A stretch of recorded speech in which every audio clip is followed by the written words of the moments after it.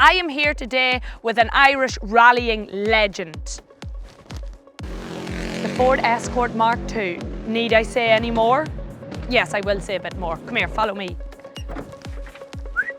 2-litre Pinto, twin Weber 45s, Bilstein shock,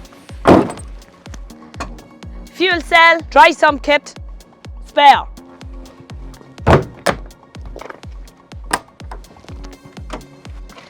Five-point harness, welding roll cage, plumbed-in extinguisher, Sparco sprint seats, all in date.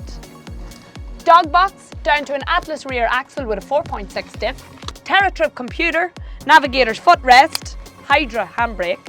So now that I've told you all about her, I'm going to show you how to drive her.